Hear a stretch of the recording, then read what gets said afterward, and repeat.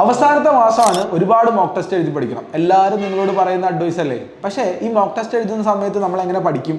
ഒരേ ആൾക്കാർ ചോദിക്കുന്നുണ്ട്, മോക്ക് ടെസ്റ്റ് എഴുതുന്നത് കൊണ്ട് പഠിക്കാൻ പറ്റുന്നില്ല, പഠിക്കാൻ വേണ്ടി സമയം കിട്ടുന്നില്ല എന്നുള്ള രൂപത്തിലുണ്ട്. ഡെഫിനറ്റ്ലി മക്കളെ, ഒരു തെറ്റിദ്ധാരണയുണ്ട്, അതങ്ങ് ആദ്യം ക്ലിയർ ചെയ്യണം.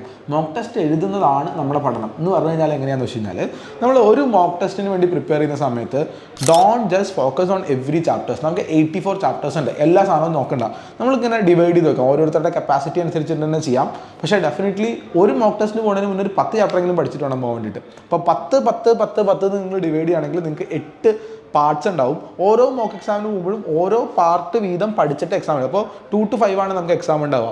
5-ന് എക്സാം കഴിഞ്ഞ് കഴിഞ്ഞാൽ നമ്മൾ എക്സാം അനാലിസിസ് കഴിഞ്ഞ് രാത്രി ഒരു 6 മണിയൊക്കെ ആകുമ്പോൾ 7 മണി ആകുമ്പോഴത്തേക്ക് സെറ്റിലായി കഴിഞ്ഞാൽ രാത്രി 7 മണി മുതൽ പിറ്റേ ദിവസം അല്ലെങ്കിൽ പിറ്റേ മോക്ക് എക്സാം ആവുന്നത് വരെ നമ്മളൊരു 10 ചാപ്റ്ററെങ്കിലും മിനിമം പഠിക്കണം. ഇനി നിങ്ങളിപ്പോൾ ഒരു ഓൾറെഡി ഒരു ടോപ്പർ ആണെന്ന് വിചാരിക്കുക, നിങ്ങളൊരു 550 ഒക്കെ സ്കോർ ചെയ്യുന്ന ആളാണ്, 600 ഒക്കെ സ്കോർ ചെയ്യുന്ന ആളാണ്. അങ്ങനെയാണെങ്കിൽ നിങ്ങൾക്ക് ഒരു എക്സാമിന് 20 ചാപ്റ്റർ പഠിച്ചിട്ട് എക്സാം എഴുതാം. അപ്പോൾ 20 4 പാർട്ടാക്കിയിട്ട് നിങ്ങൾക്ക് എന്ത് ചെയ്യാൻ വേണ്ടി പറ്റും? ഡിവൈഡ് ചെയ്യാൻ വേണ്ടി പറ്റും. ഓരോ എക്സാമിനെയും ഒരു പാർട്ട് സ്പെസിഫിക്കലി പഠിച്ച് തീർക്കാൻ നോക്കുക, അതിൻ്റെ എക്സാം എഴുതുക.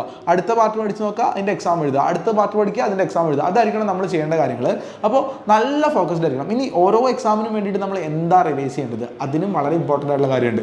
എല്ലാ ഇൻസ്റ്റിറ്റ്യൂട്ടിലും ഇപ്പോൾ ഡോപ്പയിൽ ഫെബ്രുവരി 1 മുതൽ മാരത്തോൺ ടെസ്റ്റ് സീരീസ് അടിപൊളിയായിട്ട് നടന്നുകൊണ്ടിരിക്കുക. അതിന് മുന്നേ നമ്മളൊരു ചുരുങ്ങിയത് ഒരു 80 എക്സാമുകൾ നടത്തിയതിന് ശേഷമാണ് ടെസ്റ്റ് സീരീസ് തുടങ്ങിയത്. അതായത് നമ്മളിപ്പോൾ ഏപ്രിൽ മാസത്തിലേക്ക് നമ്മൾ കുട്ടികൾ എത്തുമ്പോഴത്തേക്കും ഏകദേശം 140-150 എക്സാമുകൾ കഴിഞ്ഞിട്ടുണ്ട്. അത് നല്ല ഷെഡ്യൂൾഡായിട്ട് എക്സാം നടത്തിയിട്ടുള്ള എല്ലാ ഇൻസ്റ്റിറ്റ്യൂട്ടുകളിലും അത്ര എക്സാമുകൾ നടത്തിയിട്ടുണ്ട്. നമ്മൾ ഇവിടെ എത്തുന്ന സമയത്ത് ഈ മോക്ക് ടെസ്റ്റ് നടത്താൻ നേരം നമ്മൾ ചെയ്യേണ്ട കാര്യം, നമ്മൾ പഴയ ക്വസ്റ്റ്യൻസ് ഇല്ലേ, പഴയ എക്സാമുകൾ, അതിനകത്ത് തെറ്റിപ്പോയ ടോപ്പിക്കുകളില്ലേ, ആ ടോപ്പിക്കുകൾക്ക് പ്രാധാന്യം കൊടുക്കണം. ഒരു ചാപ്റ്ററിനെ നമ്മൾ സാധാരണ ഇതിലൊരു ചാപ്റ്റർ റിവൈസ് ചെയ്യാന്ന് പറയുമ്പോൾ നിങ്ങൾ എന്താ ചെയ്യാന്നറിയോ? അതിന് 1ാമത്തെ പേജ് എടുക്കും, എന്നിട്ട് ഇങ്ങനെ വായിച്ച് ലാസ്റ്റിലത്തെ പേജിലേക്ക് പോകാൻ നോക്കും. സംഭവിക്കുന്നത് എന്താ? 1ാമത്തെ പ്രാവശ്യം നമ്മളൊരു 1ാമത്തെ പേജ് നമ്മളൊരു 35 പ്രാവശ്യമെങ്കിലും നമ്മൾ വായിച്ചിട്ടുണ്ടാവും. ലാസ്റ്റിലത്തെ പേജ് ചിലപ്പോൾ 1-2 പ്രാവശ്യം വായിച്ചിട്ടുണ്ടാവുള്ളൂ. So it is not like that. ഈ 1, 2, 3, 4, 5, 6 എന്നുള്ള ഓർഡറിലല്ല നമ്മൾ ഒരിക്കലും മുന്നോട്ട് പോകേണ്ടത്. നമ്മൾ പോകേണ്ടത് നമ്മുടെ പ്രയോറിറ്റി ഓർഡറിലാണ്. നമ്മുടെ പ്രയോറിറ്റി ഓർഡർ എന്ന് പറഞ്ഞാൽ നമുക്ക് ഏറ്റവും തെറ്റിപ്പോകുന്ന ക്വസ്റ്റ്യൻസ്, നമുക്ക് ഏറ്റവും ഹാർഡായിട്ടുള്ള സാധനങ്ങൾ, നമുക്ക് പിന്നെ ഇന്റർമീഡിയറ്റ് ആയിട്ടുള്ള സാധനങ്ങൾ, പിന്നെ നമ്മുടെ ഈസി സാധനങ്ങൾ. ചിലപ്പോൾ ഒരു 10 ടോപ്പിക്കുള്ള ഒരു ചാപ്റ്ററിലാണെങ്കിൽ നമ്മൾ ആദ്യം പഠിക്കുന്നത് 7ാമത്തെ ടോപ്പിക് ആയിരിക്കും. കാരണം 7ാമത്തെ ടോപ്പിക് എന്നാണ് നമ്മൾ സ്ഥിരമായിട്ട് തെറ്റിക്കാറുള്ളത്. അതങ്ങനെ മനസ്സിലായി, ഇത്രയും കാലം ടെസ്റ്റ് എഴുതിയില്ലേ, അതിൻ്റെ ഓർമ്മയിൽ നിന്ന് നമുക്ക് എന്ത് ചെയ്യാൻ വേണ്ടി പറ്റും? കാര്യങ്ങൾ ചെയ്യാൻ വേണ്ടി പറ്റുന്നുണ്ടാവും. So this is the way നമ്മൾ ഈ സാധനങ്ങൾ ചെയ്യേണ്ടത്. ഇങ്ങനെ ചെയ്ത് പ്രിപ്പയർ ചെയ്തിട്ട് മോക്ക് ടെസ്റ്റ് എഴുതുക. മോക്ക് ടെസ്റ്റ് എഴുതി കഴിഞ്ഞിട്ട് എന്ത് ചെയ്യുക? മോക്ക് ടെസ്റ്റിൻ്റെ അനാലിസിസ് ചെയ്യുക. അനാലിസിസ് ചെയ്യുമ്പോൾ നമുക്ക് മനസ്സിലാവും ഞാൻ ഈ പ്രിപ്പയർ ചെയ്ത ഭാഗത്ത് നിന്ന് പിന്നെ എവിടെ നിന്നാണ് തെറ്റിപ്പോയത്. അപ്പോൾ ഒരു എക്സാമിന് ഞാനൊരു സാധാരണ കുട്ടിയുടെ കാര്യം പറയാം. ഈ കുട്ടി ഞാൻ പറഞ്ഞു ഒരു 10 എണ്ണമെങ്കിലും പഠിച്ചിട്ടാണ് ഒരു മോക്ക് എക്സാം എഴുതുന്നത്.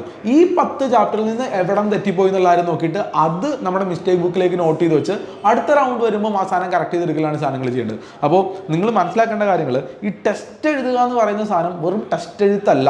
ടെസ്റ്റ് എഴുതുക എന്ന് പറയുന്ന സാധനം പഠനമാണ്, പഠിക്കാൻ വേണ്ടിയിട്ടാണ് കാര്യങ്ങൾ ചെയ്യുന്നത്. അടിപൊളിയായിട്ട് നീറ്റ് 2024 ക്രാക്ക് ചെയ്യണമെന്ന് വിചാരിക്കുന്ന കുറേ ആൾക്കാരുണ്ട്. നിങ്ങൾ അടിപൊളിയായിട്ട് അതിനുവേണ്ടി പഠിക്കണം എന്ന് പറയുന്ന ആൾക്കാരുണ്ട്. പഠിക്കുന്ന ആൾക്കാരെല്ലാവരും എക്സാം എഴുതി പഠിക്കുക എന്നുള്ളതാണ്. എക്സാം എഴുത്ത് പഠനത്തിൻ്റെ പാർട്ടാണ്. 3 വട്ടം പറയാം. എക്സാം എഴുത്ത് പഠനത്തിൻ്റെ പാർട്ടാണ് എന്നുള്ളതാണ്. അങ്ങനെ അടിപൊളിയായിട്ട് പഠിച്ച് നല്ല മാർക്ക് വാങ്ങണമെന്ന് ആഗ്രഹമുണ്ടോ? ഡോപ്പയുടെ ഓഫ്ലൈൻ ആയിട്ടുള്ള നീറ്റ് ഗാല എക്സാം നടത്തുന്നുണ്ട്. നീറ്റ് ഗാല എക്സാമിന് വേണ്ടിയിട്ട് നിങ്ങൾ ഈ പറയുന്ന പോലെ ഒന്ന് പ്രിപ്പയർ ചെയ്ത് നോക്കിയേ, അതൊന്ന് എഴുതി നോക്കിക്കേ. ഒരു ഓഫ്ലൈൻ ആയിട്ടൊരു സെൻറ്ററിൽ പോയിട്ട് പെൻ ആൻഡ് പേപ്പർ വെച്ചിട്ട് 3 മണിക്കൂർ ഇരുന്നിട്ട് എക്സാം എഴുതുക എന്ന് പറയുന്ന ഒരു സാധനം, that is like a real NEET mock. ഒരുപാട് കുട്ടികൾ ഡോപ്പിൽ പഠിക്കുന്ന സകല റിപ്പീറ്റേഴ്സ്, ക്രാഷിന് പഠിക്കുന്ന കുട്ടികൾ, പുറമേ നിന്നുള്ള ആൾക്കാർ, ഔട്ട് ഓഫ് ദ സ്റ്റേറ്റിൽ വരെ ആൾക്കാർ എന്ത് ചെയ്യുന്നുണ്ട്? നീറ്റ് ഗാല എക്സാം എഴുതുന്നുണ്ട്. അപ്പോൾ നിങ്ങൾ എവിടം വരെ എത്തും, എത്രത്തോളം സ്കോർ ചെയ്യും, ഇനി എത്ര മുന്നോട്ട് പോകണം എന്നുള്ള കാര്യം നിങ്ങൾക്ക് എന്ത് ചെയ്യാൻ വേണ്ടി പറ്റും? മനസ്സിലാക്കി എടുക്കാൻ വേണ്ടി പറ്റുന്ന സാധനമാണ്. എന്നിട്ട് നീറ്റ് ഗാല എക്സാം കഴിഞ്ഞിട്ട് അതിൻ്റെ അനാലിസിസ് പാർട്ട് ഡെഫിനറ്റ്ലി നമ്മൾ ലൈവായിട്ട് തന്നെ ഡിസ്കസ് ചെയ്യാം. അപ്പോൾ അതും കൂടി അറ്റൻഡ് ചെയ്ത് കഴിഞ്ഞാൽ നമുക്ക് മനസ്സിലാവും, ഇത്രയൊക്കെ ടോപ്പിക്കുകൾ നമുക്ക് ഇനിയും പഠിക്കാനുണ്ടല്ലേ. അത് ഏപ്രിൽ 7. അതിനുശേഷം നിങ്ങൾക്ക് നീറ്റ് ഗാല എക്സാം എഴുതുന്നവർക്ക് വേണ്ടി മാത്രമായിട്ട് 10 ടോപ്പിക് എക്സാമുകൾ നമ്മൾ ഫ്രീ ആയിട്ട് തരും. 10 ഫുൾ ടോപ്പിക് എക്സാമുകൾ. അപ്പോൾ നമുക്ക് എന്ത് ചെയ്യാൻ വേണ്ടി പറ്റും? ഓരോ എക്സാമിനും ഞാൻ ഈ പറയുന്ന സ്ട്രാറ്റജീസും സാധനങ്ങളൊക്കെ ഇംപ്ലിമെൻറ്റ് ചെയ്ത് നോക്കിയിട്ട് നമ്മുടെ മാർക്കിങ്ങനെ ഗ്രാജുവലി ഉയർത്തിയെടുക്കാൻ വേണ്ടി പറ്റും. നിങ്ങൾ ഓർക്കേണ്ട കാര്യം, നമ്മുടെ നോളജ് മാത്രമല്ല നമ്മളെ നീറ്റ് എക്സാമിന് സഹായിക്കുക. നോളജും ഇതുപോലത്തെ ഫുൾ ടോപ്പിക് എക്സാമുകൾ എഴുതിയിട്ടുള്ള ശീലം കൂടിയാണ് നിങ്ങളെ സഹായിക്കുന്നുണ്ടാവുക. ആ ഒരു പരിചയം കൂടിയാണ് നിങ്ങളെ സഹായിക്കുന്നുണ്ടാവുക. So why waiting? Just register ചെയ്തോ, സാധനങ്ങൾ എക്സാം എഴുതിക്കോ. ആൻഡ് ഫുൾ മോക്ക് എക്സാമിന് നിങ്ങൾ പഠിക്കുന്ന നിങ്ങളുടെ സ്ട്രാറ്റജീസ് ഇപ്പോൾ ഞാൻ നിങ്ങൾക്ക് പറഞ്ഞു തന്നില്ലേ, തന്നില്ലേ, എങ്ങനെയാണ് പാർട്ടാക്കേണ്ടത്, എങ്ങനെയാണ് പഠിക്കേണ്ടത് എന്നുള്ള കാര്യം നിങ്ങൾ പറഞ്ഞു തന്നില്ലേ, ചാപ്റ്ററിൻ്റെ ഓർഡർ കാര്യങ്ങളൊക്കെ. ഇതുപോലെ നിങ്ങൾ എങ്ങനെയാണ് ഈ സാധനങ്ങൾ ചെയ്യുന്നത് എന്നുള്ളതിൻ്റെ സ്ട്രാറ്റജീസ് ഉണ്ടാവും. അതുപോലെ തന്നെ ഇപ്പം എന്നെ കേൾക്കുന്ന ചിലപ്പോൾ മെഡിക്കൽ സ്റ്റുഡൻസ് ഉണ്ടാവും, ഓൾറെഡി നീറ്റ് ക്രാക്ക് ചെയ്ത ആൾക്കാർ. നിങ്ങൾ എങ്ങനെയായിരുന്നു ഈ സാധനം ഡീൽ ചെയ്ത് എന്നുള്ള കാര്യങ്ങൾ താഴെ കമൻറ്റ് ബോക്സിൽ ഇട്ടോ. നമുക്കതൊരു ചെറിയ ഡിസ്കഷനായിട്ട് കൊണ്ടുപോകാം. ഡെഫിനറ്റ്ലി ബാക്കി ആൾക്കാർക്ക് ആ ഡിസ്കഷൻസ് എന്ത് ചെയ്യാൻ വേണ്ടി പറ്റും, ഉപയോഗിക്കാനും പറ്റുന്നുണ്ടാവും. സോ അടുത്ത വീഡിയോ കാണാം. ചാനൽ സബ്സ്ക്രൈബ് ചെയ്തേക്കണേ. ബൈ.